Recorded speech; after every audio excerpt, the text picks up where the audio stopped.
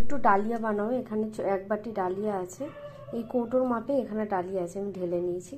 এখানে এক বড় মুগ ডাল আছে, এটা হচ্ছে সোনা মুগ ডাল।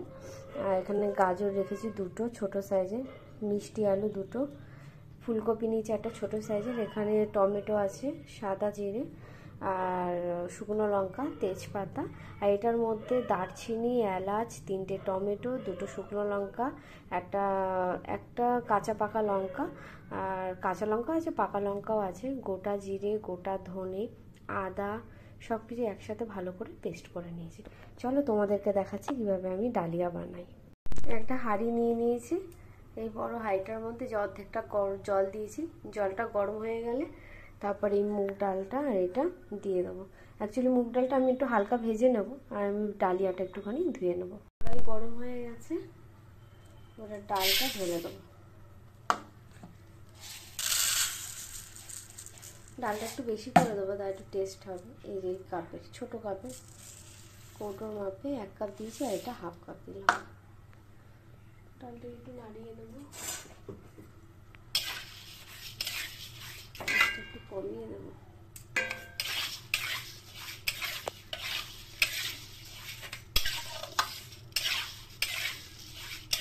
কড়াইটা ভালোই গরম ছিল।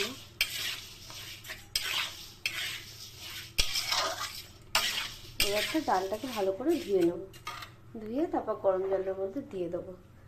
আর ডালিয়াটাও ভালো করে ধুয়ে নিয়েছি, এই বাটির আন্দাজে, ছোটো, এটা মিডিয়াম সাইজের বাটি হবে, এই আন্দাজে ডালিয়া নিয়েছি, ধুয়ে নিয়েছি। এবারটা দেখো জলটা গরম হয়ে গেছে, আর এই ডালটাকে ভালো করে ধুয়ে নিয়েছিলাম, ঢেলে দেবো।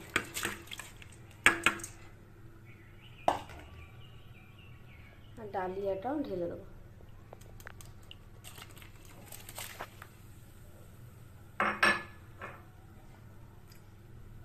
দিয়ে খাওয়ার জন্য একটু নুন হলুদ দিয়ে মেখে একটু পটলে ভেজে নেব।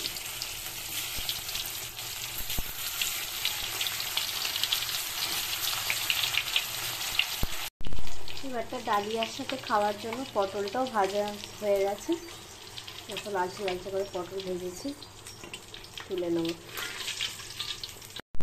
এই দেখো পটলটা ভেজে তুলে নিয়েছি লালচে লালচে করে।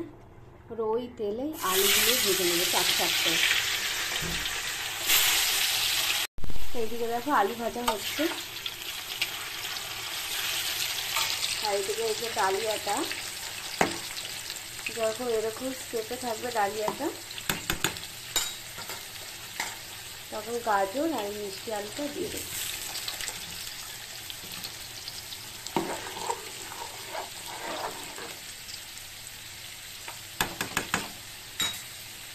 এবারটা এটার মধ্যে এই যে ফুলকপিটা দিয়ে দেবো,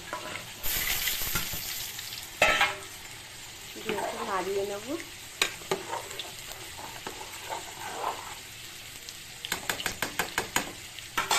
আর এখানে এই যে আলু ভাজা হয়ে গেছে লালচে লালচে করে, এবার আলু ভাজাটা তুলে নেব। এই দেখো লালচে লালচে করে সুন্দর করে আলু ভেজে নিয়েছি, আলু ভাজা হয়ে গেছে। এটার মধ্যে অল্প একটু হলুদ দেব, স্বাদ অনুসারে নুন দেব, ভালো করে একটু নাড়িয়ে নিই।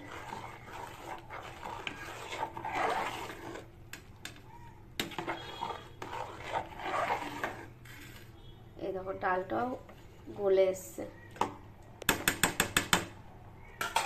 এবার একটা মশলা বানিয়ে নেবো কড়াইতে। এই যে কড়াইতে এখানে রিফাইন তেল আছে, ওই যেগুলো ভাজাভাজি করলাম, আর একটু সর্ষের তেল দিয়ে দেবো। এবার সর্ষের তেল দিয়ে দেবো,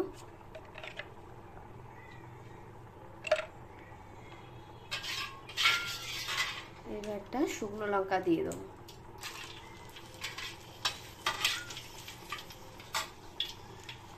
এবারটা গোটা জিরে আর তেজপাতা।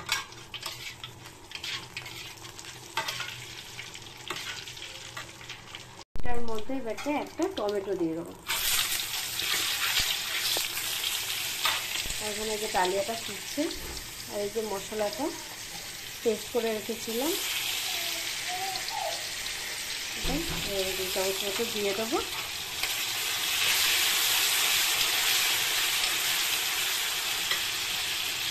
একটু হলুদ দেবো, স্বাদ অনুসারে নুন দেবো,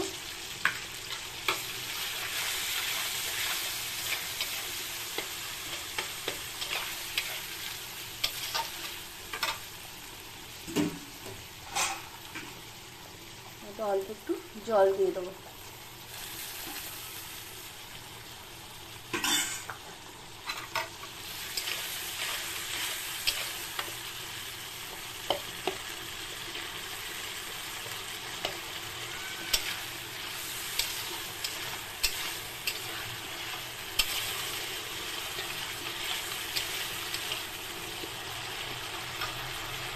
এবার এটার মধ্যে অল্প একটু চিনি দিয়ে দেবো।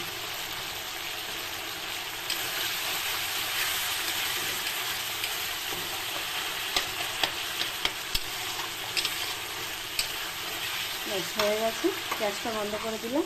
এবার এই মশলাটা এটার মধ্যে ঢেলে দেবো।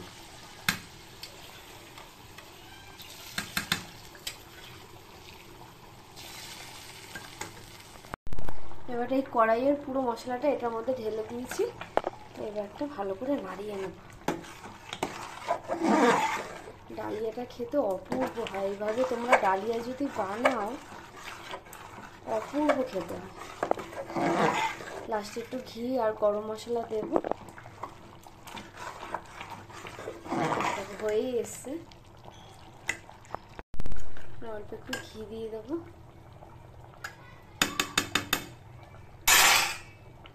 আর একটু গরম মশলা।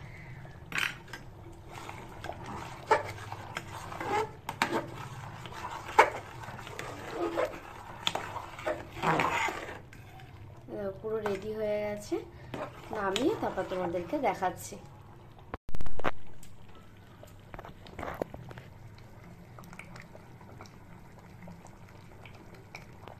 এই দেখো বন্ধুরা, ডালিয়াটা পুরো রেডি হয়ে গেছে। এই যে সাবুর পাঁপড় ভেজেছিলাম, আলু ভাজা, পটল ভাজা, আর এই যে ডালিয়া। আমি যেভাবে করলাম এইভাবে তোমরাও বাড়িতে বানিও, আশা করি তোমাদেরও খুব ভালো লাগবে। আর যদি তোমাদের আমার এই হাতের বানানো এই ডালিয়াটা ভালো লেগে থাকে তাহলে তোমরা অতি অবশ্যই সাবস্ক্রাইব করে দিও, লাইক করে দিও আর কমেন্ট করো মামার ডটার্স চ্যানেলে।